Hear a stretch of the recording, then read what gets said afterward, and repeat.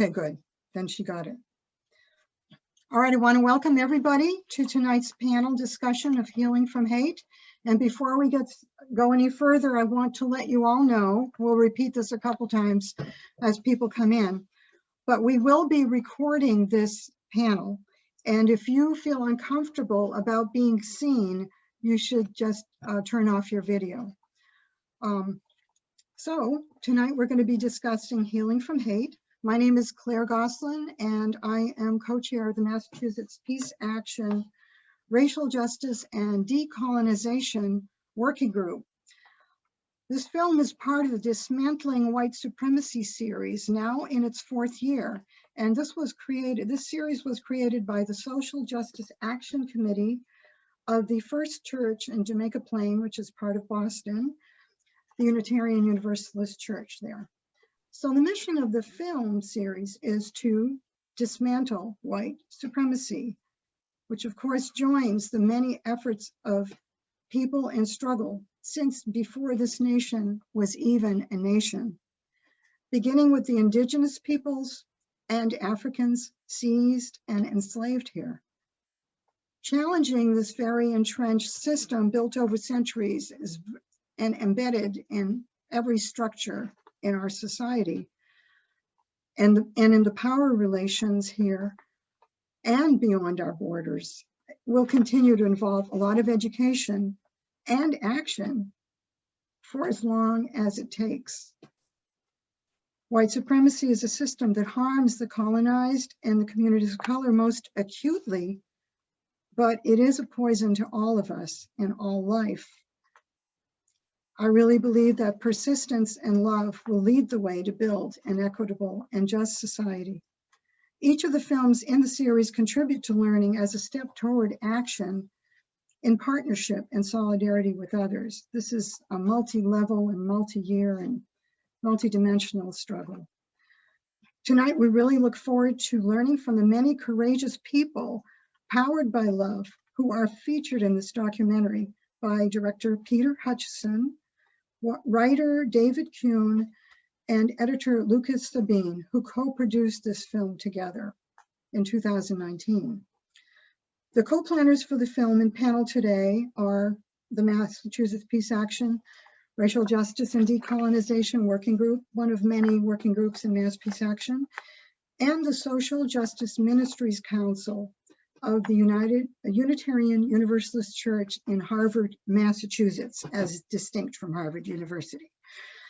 Mass Peace Action began in the 1980s as Massachusetts Freeze, and it was part of the nationwide nuclear weapons freeze campaign, which later merged with a group called SANE, the Committee for a Sane Nuclear Policy. Since then, Mass Peace Action has continued to work on nuclear abolition work while broadening the focus to promote non-military solutions for international problems, educating voters on peace issues, and much more.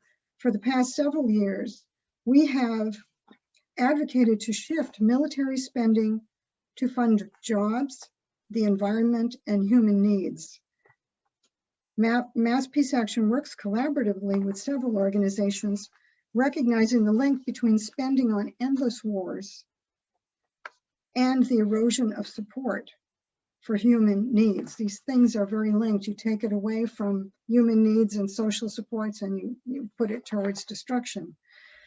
Wars also impact the climate and an increasing militarization of our society, especially against immigrants, indigenous, and people of color. So as I said, we have several working groups in Mass Peace Action. Our working group was formed in 2015, and we work to educate within the organization as well as the broader society about white supremacy, structural racism, and US colonialism, and its impact on human rights, both here and abroad, including the fact that we have over 100 countries throughout the world where the US has military bases, amounting to 800 or even more military bases all over the world. Our goal is to take action that will transform Mass Peace Action, our greater Boston society, and Massachusetts to be actively anti-racist and anti-colonialists. We'll be sending links to the organization when we do our follow-up. But I want to turn this over now to Ginger Kendall, who is with the church in Harvard, Mass. Thank you, Claire. The Social Justice Ministries Council is part of the Harvard Unitarian Universalist Church located in the town of Harvard, Mass. And we are grateful to be co-hosts with Mass Peace Action for this evening's program. Our social justice work in recent years has focused on racial justice, climate justice, legislation for Indigenous people, Medicare for all, and human rights for Palestinians. Thank you to each of our panelists and to our audience for being here tonight, and a special thank you to you, Claire, for all you have done to make this night happen. And turn it back to you. Well, I want to thank a lot of people too. It's been a pleasure to work in partnership with your church committee, and also John, who is a coordinator of the Dismantling White Supremacy. I would so appreciate having your support as you have done some of this in the past. It was very helpful, and it really made a difference to have your support and participation. Also, Emily Cube and the Media Education Foundation, whose support was very essential. And thanks to the filmmaker Peter Hutchison, who was very accessible and introduced us to Sammy and Tony. So with that, the final thing is we'd like to do a land acknowledgement.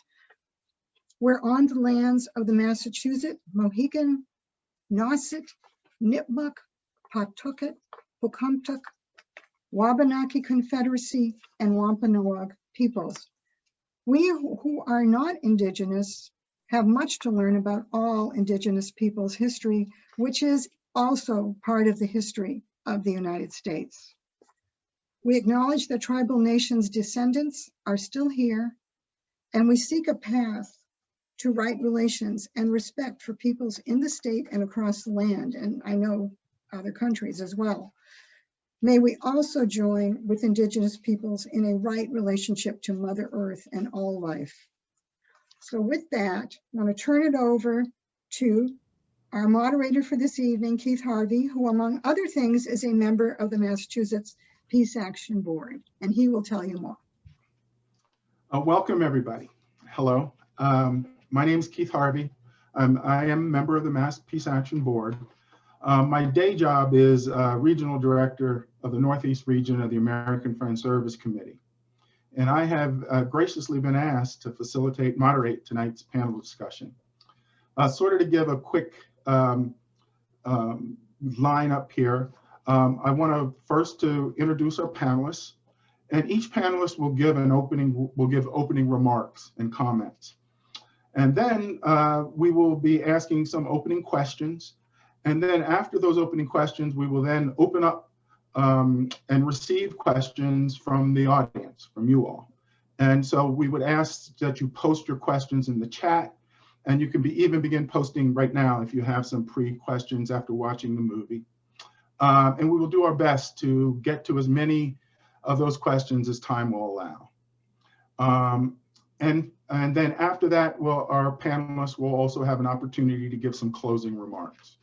So I want to do some quick housekeeping before we jump into the panel discussion.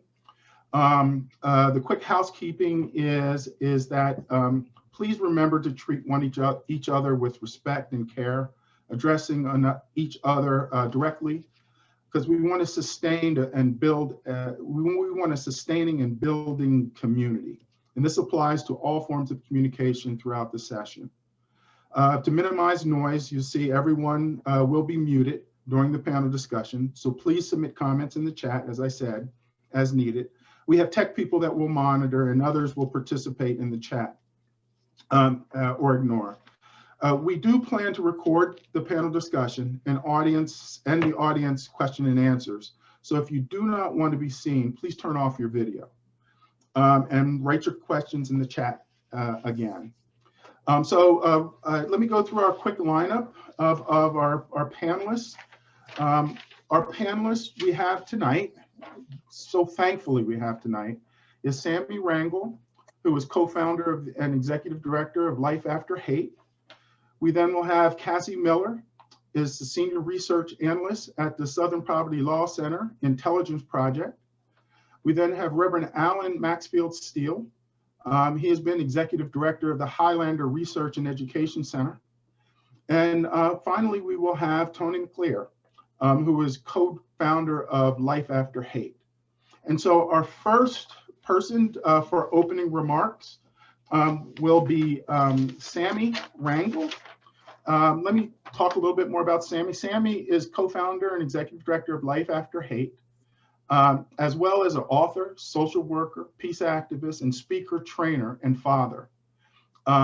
His autobiography, Forebears, The Myths of Forgiveness, chronicles his life from the abuse he endured as a child to his path to self-destruction and culminated in 15-year in prison. But Sammy founded Formers Anonymous and this national self-help group based on the 12-step model for people addicted in street life and violence.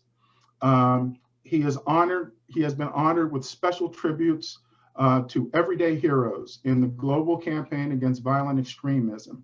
Sammy hosts a Master's of Social Work from the Loyola University, Chicago. He is also a second-degree Black Belt, practices mixed martial arts, and is a singer on Native American drum. So please welcome Sammy. Keith, thank you for that. That is an old bio, just so you know. Nobody's talking about me being a Black Belt anymore, especially me at this point. I was like 20 years ago. Thank you guys. And thank you to the Massachusetts Peace Action and all the partners, all the people who made this happen. And thank you for allowing me to speak first. I think it's what I'm going to share will make sense in a moment. Life After Hate is committed to helping people leave the violent far right. And we're hoping that they can connect with humanity and lead compassionate lives. That is our mission statement. For those of you who were able to watch the film, you might remember a very remarkable voice in that film, and that was Thomas. Thomas volunteered for us for a very long time. He became a volunteer soon after we met him. And then eventually, as his role grew with us and as he developed with us through all the trainings we could offer him, he ended up becoming a trainer for us, working with mental health providers, working with law enforcement to help them understand what the work that we do. And he became and was becoming an emerging voice in this space, which says a lot about the power of formers supporting formers, but also of having systems in place to support people through their change process, which was a part of the vision we had when we were all in Ireland thinking about what our future would look like. I want to share with you something that I think highlights the importance of the work we're doing here at Life After Hate and the work that you are supporting by hosting shows like this for us and for the country. Thomas passed away in August of last year. And I think under normal circumstances, we would ask for a moment of silence. But the one thing that I know about Thomas is that he wouldn't want us to pause our work even for a moment. And so in that spirit, I just wanted to honor his name. I wanted to honor his memory. I wanted to honor the work and everything that he gave in that film is an example of everything Thomas gave through the work that he performed here at Life After Hate as well. He has a family that is hurting, but they are also a part of his story in the sense that they understood how sincere his change was. I think his passing also highlights how difficult the transition is for men and women trying to leave a life of hatred behind, and understanding that even with support, the overwhelming struggles and pressure, the shame, the guilt, the depression, the PTSD all of those things are difficult challenges for anyone to overcome, but also for these men and women who we're desperately trying to support. This film couldn't be more important in the face of that. And so thank you for letting me share a little bit about Thomas and the legacy that he is leaving here for all of us to kind of follow and demonstrate that what we are all doing here together is truly a matter of life and death. Thank you. Thank you, Sammy. Our next speaker for opening remarks is Cassie Miller. Cassie is Senior Research Analyst at the Southern Poverty Law Center Intelligence Project. She is an expert on the white power movement and political violence. Her work is published in the Southern Poverty Law Center's Hate Watch publication, and she regularly speaks on far-right extremism to academic audiences, community groups, religious organizations, and government officials. Cassie is frequently cited as an expert in the media and has appeared on numerous television and radio programs, both in the United States and abroad. So please welcome Cassie Miller. Thank you, Keith. Thank you everyone for having me and for Mass Peace Action. I'm really excited to be here. I am coming from the South. I'm in Georgia, so I've been a part of the SPLC for about 4 years now, and what we do is we basically were created in 1971 to preserve and expand all the accomplishments of the civil rights movement. And we do that mostly through civil rights impact litigation. But we created a special focus on Klan groups in the 1980s. And we've since expanded on that work.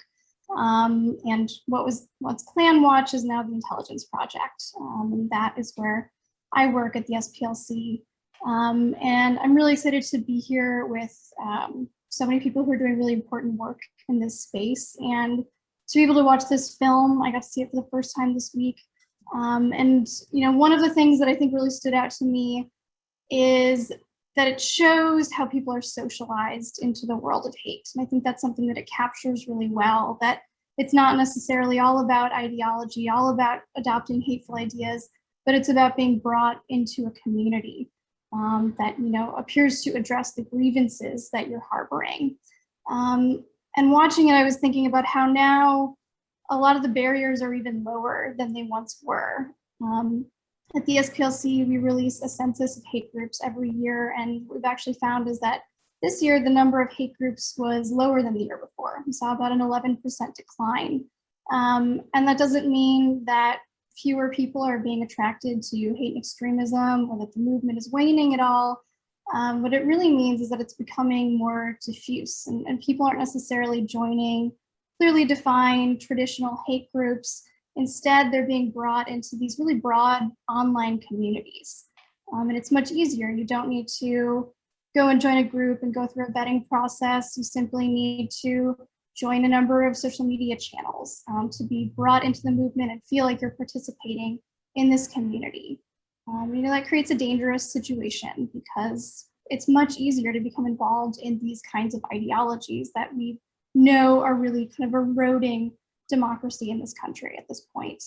A lot of that is facilitated by the tech climate, but it's also our political climate. Where conspiracy theories are really rampant. There is a general declining faith in democracy. A lot of young people don't feel really hopeful about the future. And I think because of that, people are looking for new ways to exercise power, within public spaces, within our political discourse. And this could lead people to progressive, inclusive movements like the Black Lives Matter movement, but it also might cause them to kind of retreat into their in-groups and to look to the other as someone to attack. People of color, women, Muslims, Jews, LGBTQ people, and these people become stigmatized and demonized within these movements. So when we're thinking about how we solve these problems, we need to think about prevention and building a community, which is why what Sammy and Tony are doing is so important. But also thinking about the kind of communities, and political culture that we want to build. So I'm very excited to have this conversation tonight, and thank you for having me. Thank you, Cassie. Our next panelist remarks will come from Reverend Allyn Maxfield-Steele. Allyn has been an executive director of the Highlander Research and Education Center. He's raised in Texas, Germany, and North Carolina. He was born into a family of educators, farmers, secretaries, salesmen, veterans, hotel managers, social workers, and small-town Protestant church folk of the South, and part of the South Atlantic coast. His movement work has focused on connecting people and grassroots communities to one another through high school and college education, faith and spiritual leadership, and organizing on a range of frontline throughout the US South, Appalachia, and globally. He is committed to figuring out how people and organizations transform together and how rural and small town people can work together to build powerful movements. So please welcome Reverend Allyn Maxfield-Steele. Allyn. Hey everybody, it's good to be with you virtually from Cherokee land here in Western North Carolina, where I live, just over the mountains from Highlander, which is in East Tennessee, where it's been and where we've been since 1932. I'm also really glad to get reconnected a little bit with the folks, the good folks of Jamaica Plain and Roxbury and Cambridge and Boston and the Boston area. We have a long and loving relationship with our Boston area family, and just it was a no-brainer to say hello and to say yes to this invitation to speak tonight for multiple reasons. For folks who are not familiar with Highlander, Highlander Research and Education Center, we were originally called the Highlander Folk School. Our founders started the school in the wake of the Great Depression, or in the midst of the Great Depression is a better way to put it, as social and economic collapse was driving people into conversations about a range of things that in the uptick of fascism. So I think that this conversation and Highlander's role then and now are mirroring each other in terms of how we support people to come together, but by centering folks who are interested in expanding lowercase d democracy, by particularly centering people most impacted by the death-dealing impacts of capitalism, white supremacy culture, patriarchy, and all the whole list. We've always done that in rural communities in the South, and we've expanded to work with folks across cities and across geographies in the region, in Central Appalachia, nationally, internationally. And we've gained notoriety for work that we've done during the Black freedom struggle in the 50s and 60s, in the labor movements of the 30s and 40s. But the thing that I like to emphasize is that we are still very much engaged and still very much in leadership of a variety of formations that are helping to build the future that we all deserve, but in particularly by supporting and anchoring and working and support in loving relationship with united fronts like the Movement for Black Lives and a whole host of other organizations and networks and coalitions that are trying to figure out this stuff at a structural level as well as in an interpersonal level. I think among the reasons I was invited tonight was and I shouldn't ignore it, was the fact that Highlander was attacked multiple times over the 90 years that we've been an organization doing this kind of work, by anybody from white supremacist formations at the local level to white supremacist formations in Washington, D.C., or at the global level. And I believe that what we understand is that structural realities like global capitalism or any other thing that is trying to help some, but not all, make it a reality, make the scaffolding in which some of the conversations and the stories that we are privileged to get connected to tonight, and also through the film, where folks are impacted. I know that we're being actively recruited by white supremacists in different spaces, particularly white men or white identifying cishet men. My nephew, my 18-month-old child are the base of white supremacist formations.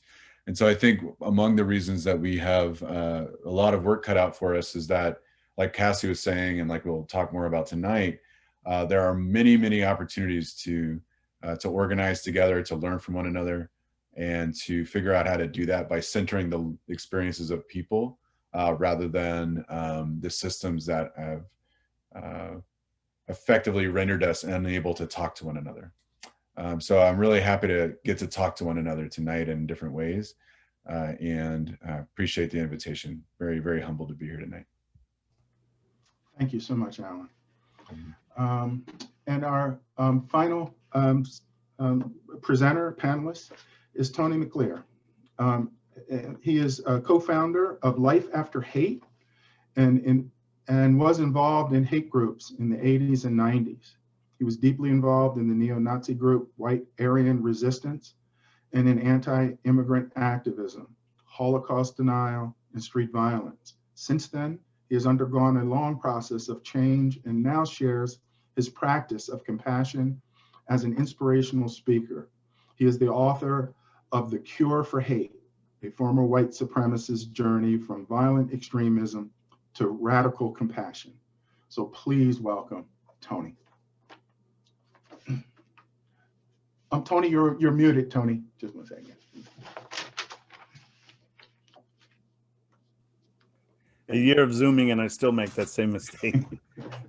Thank you all for coming tonight. And what I hope to bring to this discussion is to humanize the people and the problem that we're dealing with. And when we look at why people join these groups and who they are in these groups and how we help them leave and heal from these groups, there's very human drivers behind it all, and the vulnerabilities that are exploited by the ideology and by the recruiters, the need for belonging and purpose and significance and power and acceptance. They're all very, very human frailties that can exist in any of us. And often, most of the time, I think, young people struggling with those things find different alternatives than to fall into these movements. But this movement definitely catches many people. And so if we look at that those, I call it, toxic shame, alienation of the self. That's where we get this idea we're not strong enough. And for me, I wasn't lovable. I was invisible. And this movement gave me power when I felt powerless. It gave me acceptance when I felt unlovable, and it gave me attention when I felt invisible. And those things, we call toxic shame, and that feeling of being less than. And if we look at how that's expressed, and it's expressed in a variety of ways. We either internalize it through eating disorders, substance abuse. There's a whole myriad of ways in which we try and hide that shame from the world. Toxic shame is the lie we hide from ourselves, and we hide it from the world, or we externalize it and we project it onto other people and pretend to be someone we're not, in order to disguise that feeling of inadequacy and self-alienation. I truly believe the level to which we dehumanize other human beings is a mere reflection of how internally disconnected and dehumanized we are. And so if that self-alienation, that toxic shame is at the core of why people join these groups, what is the answer to that? And for me, the answer is compassion. When we treat someone with compassion, we hold a mirror up and allow them to see their own reflection. We rehumanize them, and help them reconnect to their humanity. And in the work that we do at Life After Hate, and I left Life After Hate a year ago to work on some other projects, but it's difficult work, and we have to get past the mental monster that we create in the mind of the people we're trying to work with. And so often these people see themselves as monsters, and when we hold that mirror up to them and treat them with humanity and see the humanity, we allow them to see it within themselves. And what this really calls for is the concept of radical compassion. And for me, radical compassion has three components. Number one, your practice of compassion must take you outside your comfort zone. We're far past the point where any of this is going to be solved from inside our comfort zone. Number two, there should be a social activist element to your practice of compassion. And what that means is, if compassion is taking action to alleviating the suffering of another, radical compassion takes it a step forward and seeks to change the environment that supports or creates the suffering in the first place. And the third piece to radical compassion, and I think it's probably one of the most radical things a human being can do, is to take that journey inward and self-examination, and to develop compassion for themselves. And the more we have compassion for ourselves, the more we have capacity to give it to others. If we want to give compassion to others, we have to mine it from within ourselves. We can't just give what we don't have. And so those are the three components that make up radical compassion for me. And that's a key to the work I do, and hopefully to the work a lot of people do. Thank you, Tony. So our let me start our. I have a kind of a two-part first question that I'm going to offer to the panelists here, and that question is what has changed since the election? In the movie, there are people in the movement that want to leave but have nothing to go back to. Has the addition of a personality like Trump and the loss of the election galvanized individuals in these groups, making them less likely to want to leave? And also, where are we at this moment? So I just want to kind of throw that larger question out there. And if any of the panelists want to raise their hand or have some thoughts or comments about that.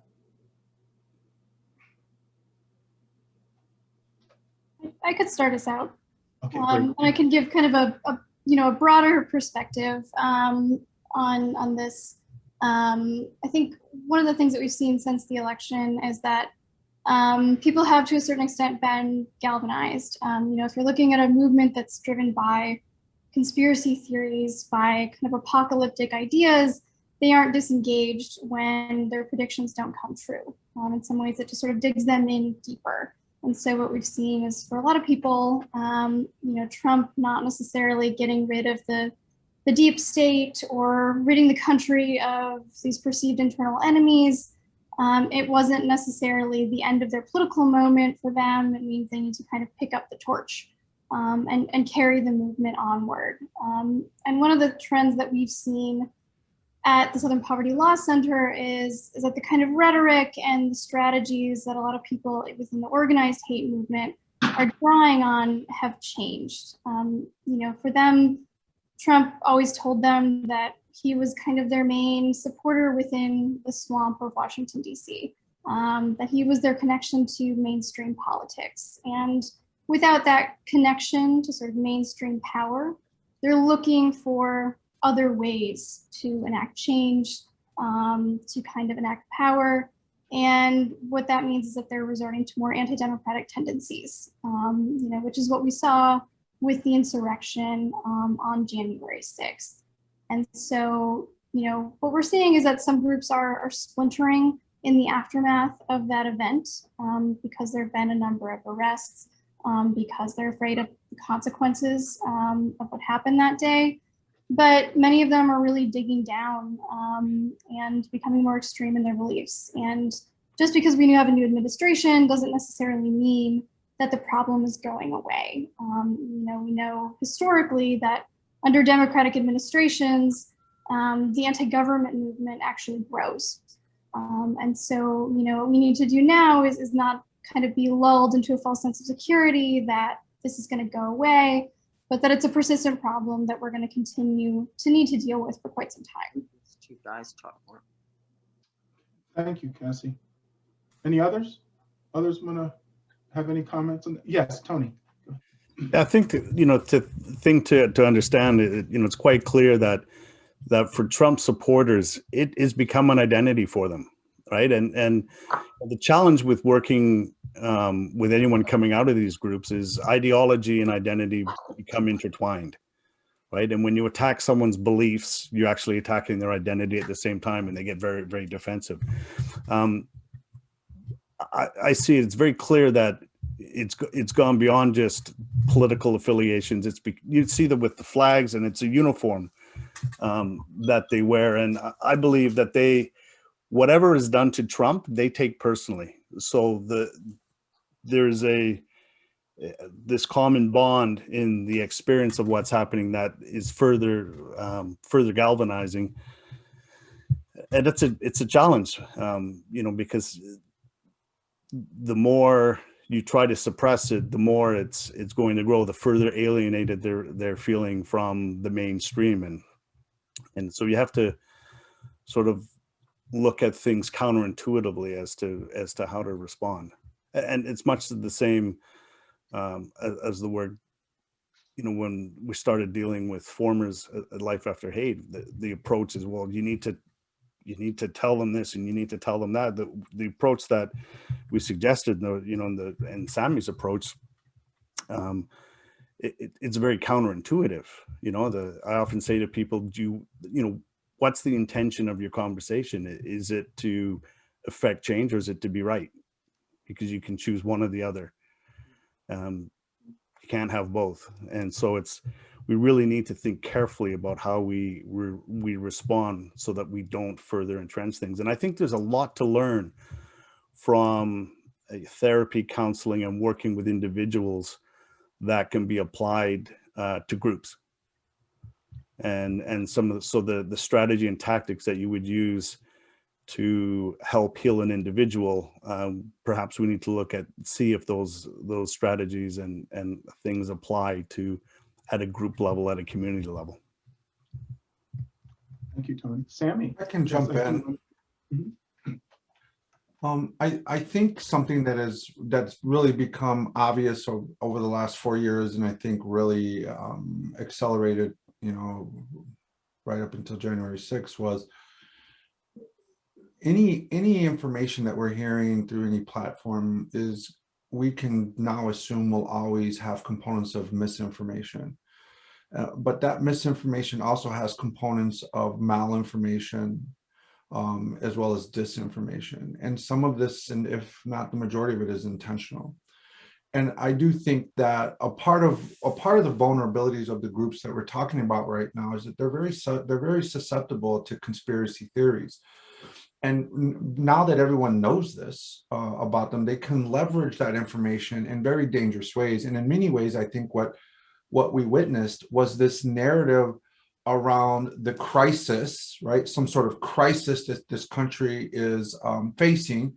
And a part of the way that really got a stronghold in this country was because it provides elements of truth, but mixed in with a lot of these conspiracy theories. So it makes it very difficult for people to distinguish between that. And a lot of people don't know to question what's coming from the very top of the country and trickling down, right? They just assume that because of the source, it must be true.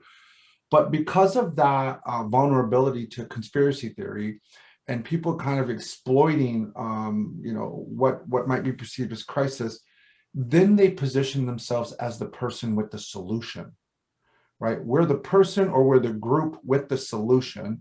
And one thing I really respect what Tony has always said is that ultimately this ideology will express itself through violence.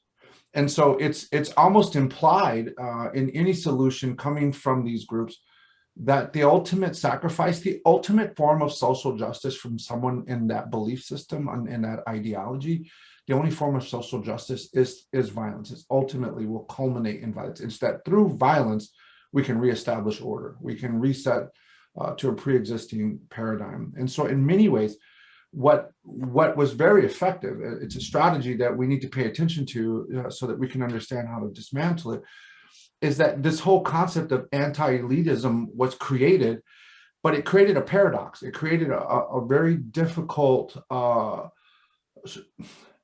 tool to really dismantle, in the sense that anyone who is using facts or reason must be a part of the elite, and therefore cannot be trusted. So think about how that positions people that are very closest to these men and women in these groups. They're now being conditioned to not even trust the people like their own families, their own significant others, because typically those are the people who are going to be the front line, who are going to try to appeal to your senses, who are going to try to appeal to the known history of that, that this is not the way you were raised. Well, because that's reasonable and rational, that gets lumped into the elite. And because you're lumped into the elite, you are now polarized even from those people closest to you. I think this is just one of the dynamics that has made it very difficult to even engage in dialogue. And building kind of a bit on what Cassie is saying, after the election, a lot of these people, perhaps from QAnon, felt like they were leaderless and voiceless, and they were primed. They were primed for other groups to kind of exploit and take advantage of that, and kind of swooped in to provide an alternative. And again, I think that highlights the importance of any of these members needing a sense of belonging, that Tony touched on it early on today. They need a sense of belonging, a sense of community, a sense of direction. And these groups kind of understand that better than we do. And they're exploiting that basic need that is in all human beings to recruit. And I think it is important for people to understand, most of these people don't even realize that they have been swept up in the ideology from the violent far right, and are often unwittingly and unknowingly supporting that ideology. Thank you, Sam. I have this larger, sort of deeper question that I want to ask and put to the panel.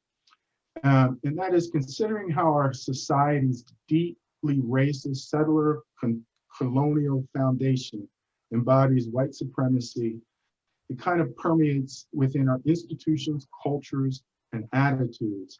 This has been a challenge over the centuries to the current day by people, by people-powered movements. What changes can be made to reduce the appeal of hate groups, especially when inflamed by powerful leaders, and to set conditions for healing our society? It's a big one. It's a big question here. Take a crack at it initially. I think it's connected to me to the first question, which is the sort of what's happening now after the election, what's in the wake of that. And I think there's a temptation, I think, at least amongst white folk, to take a deep breath and say, we're on our way to better days again. And I would say, like, white progressives or white liberals and white folks who are interested in these kinds of problems, but keeping the camera trained on what we saw and what the optic experience, and for many was the physical experience, not to diminish what happened in DC or what's happened in other places in the last several years, but optically speaking, right? I think we're in a moment where we have to grapple with what is dominant white consciousness at this time. And I wouldn't say dominant white consciousness is white power groups or white supremacist groups. I'd say that they want us to think it is, right? That's the opportunity that they're trying to exploit, and that's the opportunity that some of the structures that we are standing on or sitting on or moving in enable them to exploit. So to your question, Keith, I think we have some great reckoning to do. I mean, when we talk about what this current administration is doing to restore some semblance of government action in relationship to meeting people's material conditions in actual structural ways, rather than just kind of like perfunctory ways, and what it's reversing in terms of 50 years of dismantling of the social safety nets that were won by Black and Brown and Indigenous movements and women's and LGBTQ movements in the 50s and 60s. What we're seeing is an opportunity and some windows to I think stay alert around what it might be an immediate physical threat, but we also have to stay connected to what might feel like very, very exhausting movements to stay connected to, in part because we have an opportunity in a way to move through some things, to do this dismantling, to do some of this dismantling in this next several years, or just maybe this next 2. So I think, I mean, to me, it's an opportunity to think about how people are really reckoning with memory. I mean, I think how people are really reckoning and thinking about what their communities and towns connection to white supremacy and all the different formations that it's taken. Because I really don't think I think white supremacist, white power formations remain accountable to humanity to not be that, right? I feel like the work and the beauty of the work of Tony and Sammy is playing roles of accountability and mutual love and support. I think the role of those of us who've not been recruited toward dismantling white supremacy culture is remaining accountable to dismantling some of the things that have been the scaffolding and the foundations upon which they've been able to organize. And so to me, we have many wonderful and powerful examples of the Breathe Act, for example, with the Movement for Black Lives and what they've been pushing out with the Frontlines over the last little bit, and a variety of other Black and Indigenous-led and Brown-led organizing formations that have won the terrain that we're standing on now to start to have some real conversations about reversing some of those longer structural things. And so I think if we forget that we're in a moment that was hotly contested between white consciousness and broader movements, Black liberation movements over the last couple of years, we're missing an opportunity to really accompany what it means to tear down some of those structures and rebuild some stuff anew. So I'll stop there because I could go on and on about that. Thank you, Tony. Thank you, Allyn. Any other comments with that? Sure. And I think there's a great piece in the film where Dr. Michael Kimmel talks about, you know, the sense of grievance that's based in a false sense of entitlement. And I think we have to sort of look at it through these lenses. None of this stuff happens in a vacuum, right? You know, it's everything is a swirling, reacting piece of mess, and you can't, you know, I think as efforts step up to deconstruct things and to change the way society is, there will be a rising force that want to keep it the same, that don't like change, and we have to learn to navigate that. This stuff hasn't just come out of nowhere. You know, as we're having these important discussions about changing society and addressing these historical issues, you know, there's people that don't get it. They're not comfortable with it, and want things to stay the same. They feel that they have to give something up, that they're losing something. It's going to be taken away from them, and that's their sense of grievance. So we, you know, I think we also need to think, you know, how can we have these conversations with them without triggering that sense of I'm going to lose something, and it, you know, it's very, like Sammy says all the time, it's very important, you know, that we call people out in a healthy way, but we also have to think about calling people in. Thank you, Tony. Sammy, yeah, you unmuted. I'm trying, I know that I think you asked 5 questions in that one question, so I'm just trying to pick which one I want to talk about. So at a very, you know, I'm just stepping back to try to take all that in. It sounds like you're asking about like various approaches. And I think what we struggle with, especially in the face of like this concerted effort to polarize the country, is how to take a position without feeling that we're losing or giving up something. And so I think essentially we have to be able to lower our emotional bow and talk a little bit about how to feel like we can have dialogue without feeling that we're conceding when we listen, and also finding balance by not condemning when we talk. Part of, you know, Tony mentioned grievances. One of the things I started to discover in 2017 when I came on as ED was that the way we have been talking about culpability, responsibility, accountability has often been what I would say come under the umbrella of collective shame, right? So the same way we feel when we heard the president talk about they're all rapists, murderers, and drug dealers, that would be a form of collective shame, is the same way some of the grievances that I've listened to over the years from these men and women from these far-right groups, where they felt that they were totally disconnected from the days of slavery. They didn't see any direct connection to their lives, which is true. They also felt that as a group, they have been asked to take stock of their entire culture on behalf of the wrongdoings of other people. And so feeling disconnected from those wrongdoings, wondering why they are being asked to answer or atone for those things, and so forth and so on. So I think in many ways, we have to find ways to talk about these very sensitive topics, very necessary topics, in a way that doesn't evoke shame and guilt from the onset. Because we're either driving people away from the table and they go off into our groups waiting to exploit that, right? Like, see, they're blaming you for something that's not your fault. Come over here, we won't do that. And in fact, we'll help you fight back so that you don't have to feel that. Or we bring people to the table out of shame and guilt, and that also doesn't provide the necessary objectivity that we need to kind of dismantle, is the word I've heard, right, when we're at the table. And so I think we do need to pay attention to how our own discussions when we approach this are framed and housed, because I'll tell you right now, when I heard those grievances from those groups, it made sense to me.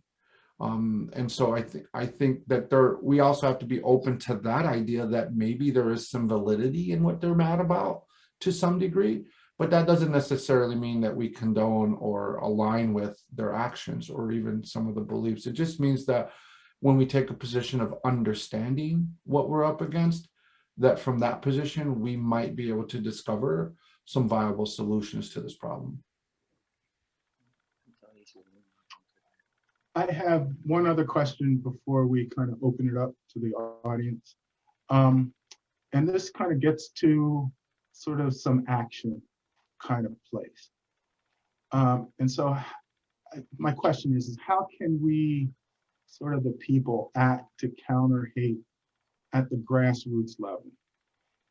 What are some of the things through various organizations, including, faith organizations, as well as through, government representatives at those kind of levels? What are some of the things that the common citizen can do as a first step or two? Let me give you an example really quick. In 2017, I met a woman by the name of Lee Giles. Lee Giles was watching the shooting of those 9 churchgoers several years back. She was just an average citizen. She was a teacher in the medical profession, not involved in social justice issues whatsoever. And when she watched this unfold, she realized a couple of things. She realized that she felt helpless, and that she could also no longer sit on the couch with those feelings. And so she decided to get up. And Lee launched a nonprofit called Races for Peace. That's a story of what the average citizen can do. Believe it or not, when me, Tony, and the rest of the co-founders were sitting in Ireland in 2011, we were just regular people who decided to get involved as well. Yes, we had a history, but we were also moms and dads today. We were also holding jobs. We were, we may have just been doing our own thing, but we decided to get involved. And I think those are just great examples. And you don't need to start a nonprofit, but, more power to you if you do. But the idea that you can contribute to the issue is probably one of the most important beginnings for most people in general society, to know that you do play a part. And you can either do that by partnering well with others, supporting others who are in this work, or using your resources, using your connections, using your,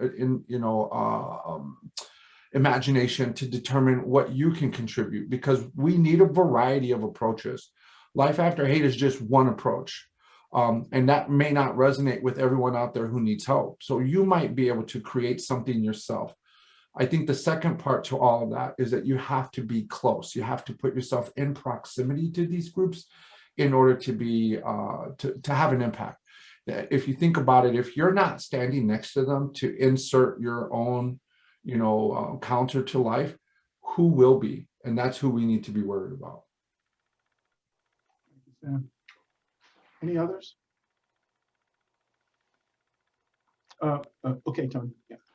And I think we also need to be better bystanders. The things that happen on the fringe in these extremist groups is, everything's connected, and it's informed by what's allowed to happen in the middle.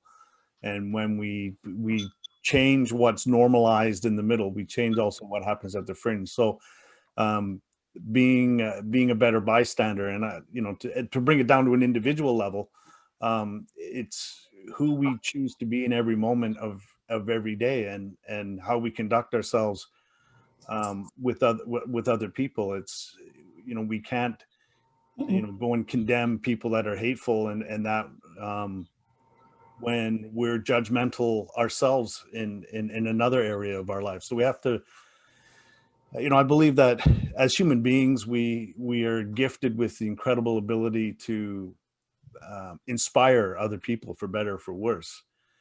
And so I ask myself, and I ask all of you to ask yourselves, how can I inspire people to be better human beings around me today, and in every moment of every day?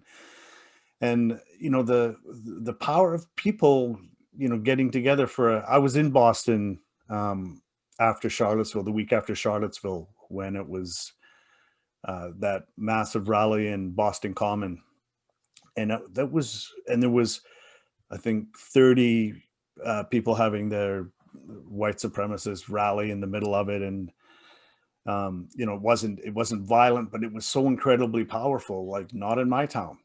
And it didn't have to be violent. It was just the power of ordinary people showing up I think there was 30,000 people showed up, and 30, people that had their rally, but without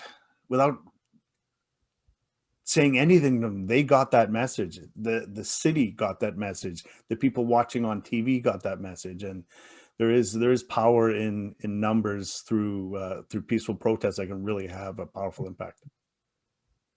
Leila. Allyn, I see you. Yeah. I think I really appreciate this question, and I appreciate the two responses already. I think for me, like, regular folk can have some serious conversations with themselves about what does it mean to, is this a pastoral moment for the person? Do I need to hold in tension someone's experience as they're talking to me about their lived experience and their grief and their pain, whether they're identifying as somebody in a white supremacist group or not. I mean, I think what I'm hearing Sammy and Tony and Cassie talk about as well is, like, there is a way that we relate to one another that doesn't create conditions in which love makes us better than what we can ever imagine being, so how do we continue to practice that way of shepherding one another into being better people? So really resonating with that. But I think that's a moment of discernment too, right? Because, like, there are some times when I think it's important to put our bodies on the line in defense and in support of people who are being attacked. And that can happen interpersonally. I think that can also happen at the structural level. So we have to ask ourselves the questions I think I saw in the chat. Does it make sense to have prisons? Does it make sense to have police? Does it make sense to not have deep investments in mental health, in social services? Does it make sense to not have social workers who are trained in structural analysis as well as interpersonal analysis, as opposed to the origin of social work, which in many ways was just like deep anti-poor conditions, right? So we have to think about some of the way that when you talk about structure, it's also about the way that we're even set up to take care of one another or to protect one another from bad stuff or bad people. And those things are, like, I think it was mentioned in the chat and in the film too, it's like, quote unquote, breeding grounds for politicization. So are our schools doing that? Are they politicizing some people towards these far right, far whatever expressions of white supremacy? Or are they targeting Black and brown young people? You know, we have to imagine, and we can do that at any level, right? I was on a conversation today with someone in upstate South Carolina. Was having questions about, like, we elect sheriffs down in certain parts of the country. Like, we don't have to put people who have law enforcement or who have been trained in those things in those offices. You know, and so in terms of how people are recruiting and what the recruitment procedures are, we know the police and the military have active cells in there. So why aren't we asking questions about what's the authorization of that and what's the oversight of that? And I think we can ask those kinds of questions at the daily level. We can engage our high schools about whether ROTC or JROTC is a viable path for young people. And if that's the only viable path, we can ask questions about why aren't our budgets actually making viable paths to not necessarily higher education, but to vocational training. Why aren't we doing that anymore? And when we ask why aren't we doing that anymore enough, it doesn't necessarily follow its way back to white supremacist cells, right? So we have these opportunities, I think, to ask different kinds of questions about what's creating the conditions as well. So I'll stop there. Thank you, Al. I want to get to the audience questions. We have a couple of them coming through here. So this is a question: what is the role of women in hate groups? Do they play a role in the healing process? Any thoughts? Maybe Cassie? I don't know if you have any thoughts. I can talk. I would leave it to Sammy or Tony to talk more about the healing process. But you know, historically, women have played a really important role in the hate movement. It's just that, as in most things, a lot of their labor is rendered invisible. They're operating oftentimes in the background. So if you're looking at how the hate movement was organized in the 70s and 80s, you know, a lot of women were engaged in homemaking. They were doing kind of administrative functions behind the scenes. You know, and white women within these movements are, you know, revered for their childbearing abilities, and that is kind of their main function for these movements. You know, they believe that white people are being replaced. They are fearing demographic changes, and so for them, women play this central role in that they are able to perpetuate the white race, and so they play this prominent role. Of course, these movements are obviously incredibly misogynistic because women are only really valued for that one role that they play, despite them, you know, being organizers in the background, and they continue to play that role today. You know, if we look at something like Charlottesville, a lot of the organizers who were really central to putting that together were women who were operating in the background, organizing people getting out on the streets. And I think, you know, we might question why women would become involved in these kinds of movements because they are so clearly misogynistic. But I think we have to remember that women are complicated, multidimensional people. People have complicated reasons for becoming involved in these movements. And people occupy complicated places in society. And so women might be trying to exert their power and sense of superiority by joining a movement like this, even if they get placed in a lower position within the movement itself. So, you know, it's complicated why they would come to be involved in the first place, but many of them do, even though we mostly kind of focus on men and masculinity, but that's also an important question to be having.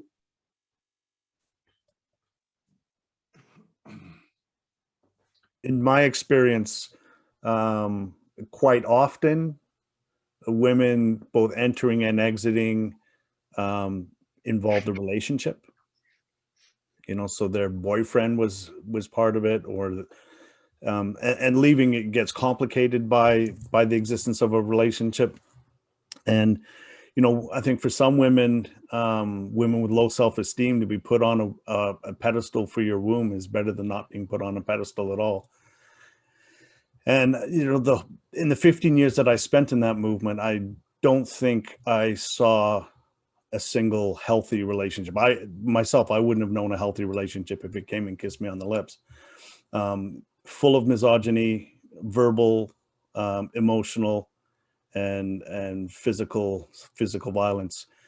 And in the more extreme groups, the women that garnered the most respect, they were respected for their ability to fight. They were respected for their ability to brawl like men. Those were the women that got the most respect. I'll leave it to Sammy to talk about the healing side. Yeah, Cassie used the word complicated. There is, a while ago, I thought white supremacy was probably the biggest battle I would take on. But I've since discovered that male supremacy is perhaps even a bigger issue than white supremacy. And in that vein, to understand that this is a global issue, whether we're talking about white or male supremacy. So think about that. Think about the dynamic. So a woman leaving the so-called movement, she can escape the movement, but then she escapes into a society of male supremacy. So what has she really escaped? Because while these groups can be misogynistic, so can the general male in society when you think about that male dominant perspective. And so if a male leaves these groups, he can find relative safety, but a woman leaving this group may still feel and face safety issues around domestic violence and other types of mistreatment. And so this becomes very difficult. And so as a social worker, I just got to say this. In the domestic violence treatment model, you would not ask the woman to help the man heal. And so it becomes very contentious to assume that women should play a role in the healing of men on this side. When we talk about that from like a systems perspective, right? And I think it's very complicated, and a lot of what the women are facing is so complex that we even struggle to try to understand how to implement culturally competent programming that takes into account all of those different factors and more. It is a very difficult position.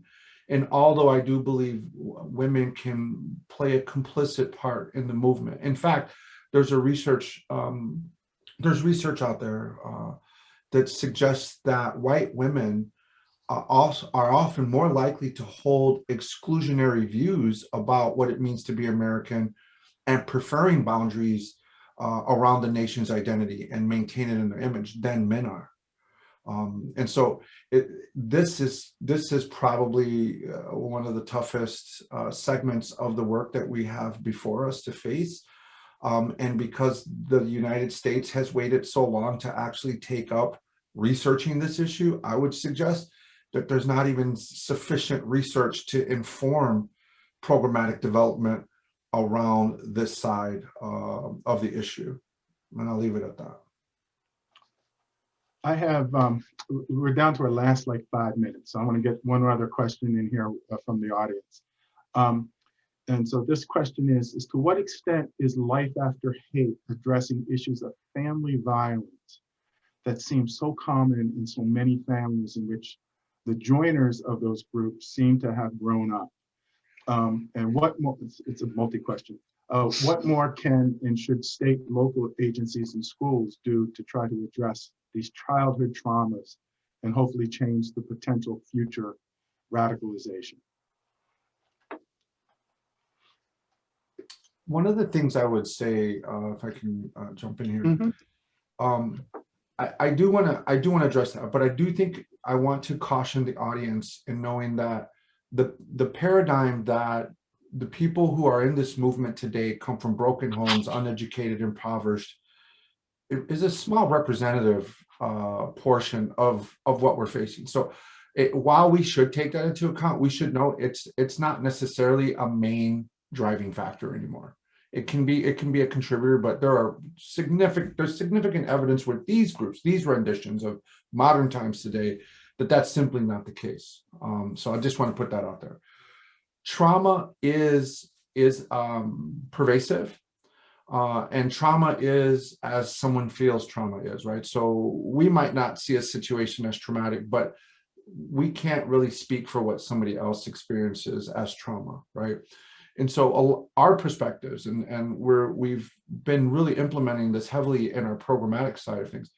We use something called motivational interviewing plus trauma-informed care, because we do recognize that, for one, being a violent offender, so to speak, when you start your healing process, does leave behind trauma, because the brain now has to reconcile to what depths you actually went through. And when you finally wake up from that sleep of a lack of consciousness, and now you have to confront that can be a traumatic experience in and of itself. And so there's a lot of trauma work that is going on in this space. And I do think, to play it safe, anyone involved in working with these kinds of populations should be trained in trauma-informed care, should be trained in motivational interviewing, because it is a best practice and it is showing a lot of promise in working with these populations.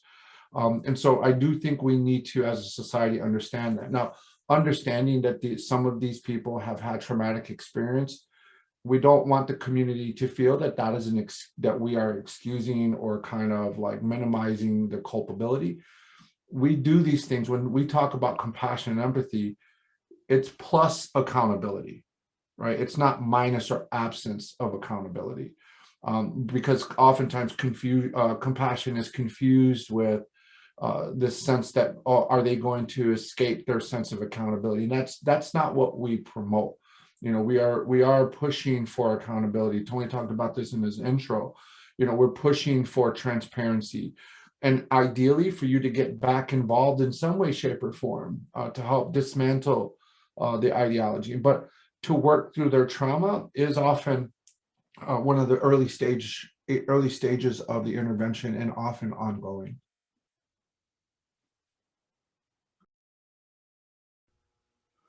When I tell my story and I talk about the things that happened in my childhood, I'm very clear. I don't blame anything I did on my childhood. Everything I did, I chose to do, and I have to accept responsibility and accountability for that. But I share those things so that people can understand the lens through which I've made those choices. And so it's understanding is, I think, the first step to healing. And so understanding is, it's not an excuse, but it is the first step to healing. Thank you. I'm going to try my best to squeeze one more question in before we have closing comments. How do we, I guess the question I have here is how do you see false societal expectations of male identity to play into male attraction to hate groups? Do you see the deep-rooted militarism of our nation as having a role with some men's decision to become violent?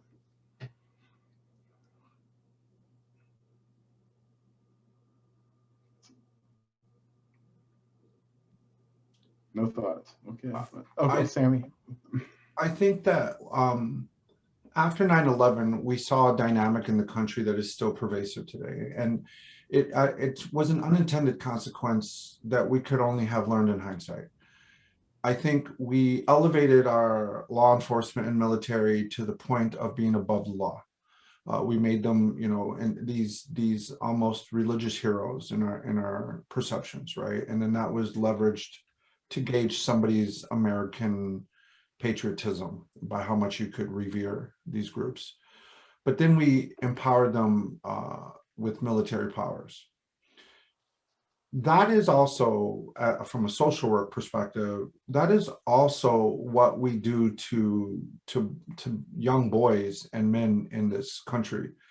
it is a toxic male gender identity problem, right? For me, as a former and many of the people I've had to work with, you were deeply humiliated if you weren't violent enough, if you weren't aggressive enough, right? And you were often referred to in ways through the insults in feminine contexts, right? So now they're using femininity as a way to make men feel less than men, which I think has a consequence of turning men's views of women as lesser than, because you're belittled in these ways, and often to refer to in these feministic ways. That sends a very convoluted and distorted message to young boys about it. Recently, I heard my daughter using the term simp, which is a derogatory term used towards boys. And she really struggled with the idea that a young man being called that is really being primed to prove you wrong in that sense, because it's a humiliation tactic to say you're too sensitive, you're too feminine as a young man, right? And that's the exact opposite of what message we want to be sending young boys who would develop, these personality traits as they grow. Eventually we got somewhere in the sense that we are actually contributing to public safety when we try to take the toxicness out of what it means to be a male in this society. And a part of that is, I think Tony would back me up in this, the work that we do on ourselves first is to try to get in touch with both sides of our personalities and not exclude them. And so we have to find and identify the parts of us that are sensitive and make peace with that. We have to be able to tap into having emotions and tears, and acknowledging a sense of loss, or acknowledging a sense of weakness, because men are raised to be superior, and any sign of weakness is often seen as something that needs to be eliminated from your personality. I think these toxic traits that we have implied and put on male gender is definitely a contributing force, and the violence that we force our young boys to prove they have inside of them is really just a microcosm of how militarized we approach the world as a country. We've run out of time. Okay. Go quickly, Tony. Okay. Yeah, I just would like to say that, to quote Dr. James Gilligan, who wrote the book Violence, Reflections on a National Epidemic, that all violence was an attempt to convert shame into self-esteem. And that as his years as a forensic psychiatrist in prison, never saw an act of violence that wasn't rooted in shame or humiliation. Mm-hmm. And I think we have to understand, I'm lucky I live in Canada, and we have almost as many guns per capita as the United States, but a fraction of the gun crime. And I think guns sure is an issue, but I think the culture of violence that exists, and that culture of violence that is perpetuated by being almost in a perpetual state of war for the last 50, 60 years, from World War II to Korea to Vietnam to the Middle East to now. I think that that weighs heavy on the national psyche and informs and infects young men. So I want to give you all an opportunity for closing remarks. And so I'm going to lead that with Allyn, if you could begin with some closing remarks, and then I'll go from there. Yeah, so thank you again for having me tonight. I really love to get to hear Tony and Sammy and Cassie as co-panelists, and this work is so critical. I think my closing comment would be that we have work to do in what it means to even understand our problems through the lenses of white consciousness, and how we understand ourselves as people who are accountable to one another as white people is an important part of what it means to dismantle white supremacy culture and white power movements as well. A profound level of throwaway culture, a profound level of cancel culture within white communities, and a profound level of not being willing to understand that I think there's a difference between violence and defense. And I think we have to grapple with some of that as white people when we talk about what makes us afraid. And I think that I would leave us with that, is that we can be doing a lot of like violence against one another, but that doesn't necessarily mean that defense is violence if white people are enacting that against others. But I'd love the conversation about how do we hold each other in love as we transform. And I really applaud the work that was celebrated in the film. So thank you so much. Thank you, Allyn. Thank you. I'm looking at my screen, so I'm going to go by what I see on my screen. So Tony, you're next for your closing. Yeah, I think I'd just like to echo. I think I say it at the end of the film. As human beings, we operate from one of two places: fear or love, and we get to choose which. And I think it's important that we become very self-conscious and self-aware of our actions, and we choose love. And I spent 15 years in this movement, trying to change the world to deal with the unease and unhappiness and self-loathing that was happening inside. And what I've learned in my journey since then, and my healing journey, is I have more ability to change the world when I change who I am in the world. Heal the self, heal the world. Thank you so much, Tony. Cassie, any closing remarks? Thank you, first of all, so much for having me here today. I think just thinking about this conversation and what we can all do moving forward, and what the answer is to the really pressing problem of white power movement and extremism. I think one of the things we've been circling around is we know definitely what the answer is not, and it is not more law enforcement solutions. It's not more militarization. It's not more punishment models. We know that those things don't work, and if anything, they exacerbate the problems that are creating this really emboldened and growing movement. The far right is a movement that really thrives on uncertainty and instability and violence. And when we insert these things into our society, we're giving it a chance to grow. And so I think when we think about prevention, we need to be pretty creative in how we think about it. And being compassionate and building strong, inclusive communities where people don't feel atomized, they don't feel alienated, because we know that these are the things that the far right weaponizes. And so what we need to do is decrease inequality, to bring stability to people's lives, to remove that instability and uncertainty, and meet dissent with compassion. And that's going to get us closer, I think, to solving this problem. So thank you again. Thank you, Cassie. And Sammy, final comments. I want to point out that most of the conversation tonight focused on why people go in, but I do think we need to have a fair amount of conversation about why people leave. That is really the answer to some of the solutions that we need. I do want to also leave this audience and everyone here with this idea and certain knowledge that there is hope and there is a path forward. We may not have all of the answers, but we do have some solutions. And I think we need to really emphasize that, because what we saw on January 6th and all the time leading up to it left a lot of people hopeless. And hopeless really robs you of your desire or willingness to participate. And so we need to remind the audience and people who are listening tonight that there is a way forward. There is a path. We have helped so many violent extremists leave these movements that, one of them alone could be another Sikh temple shooting, another church shooting, just one of them. And so it's exponential. And I think when we talk about these spiritual principles, such as compassion and empathy, when we talk about transparency and accountability, when we become willing to even host these types of events, I think we create the opportunity for more change to occur.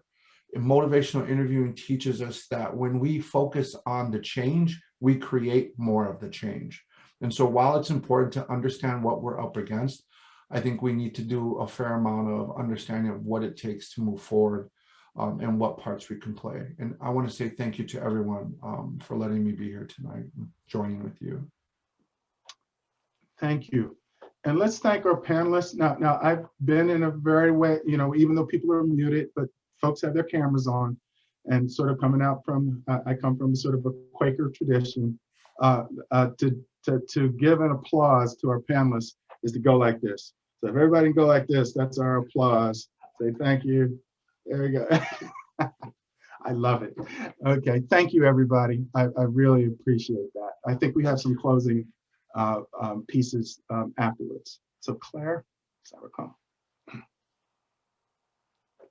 Okay, basically, you've already thanked the panelists, and I can't thank you enough. I really, I think we all appreciate what you've contributed. But we also want to remind you that feel free to send us any resources or any ways that we can do something to suggest to people who want to learn more or do more. So we welcome that. And I know I've gotten some already, but whatever. The other thing is we do have some other films coming up that folks that are attending tonight might be interested in knowing about. And I will turn that over to John to speak to.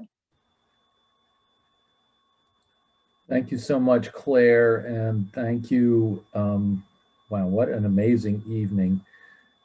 This is the 4th year of the Dismantling White Supremacy film series. I'm amazed that this had the largest number of people register. So that's an indication maybe that the anti-white supremacy movement is growing locally, or maybe it's just that we had such a dynamic and great panel and powerful and important film. Our next film, which is being organized by the Boston Workers Circle, will be Notes from the Field, Anna DeVere Smith's work. And so save the date. It will be on Saturday, April 10th with a 7:30 start.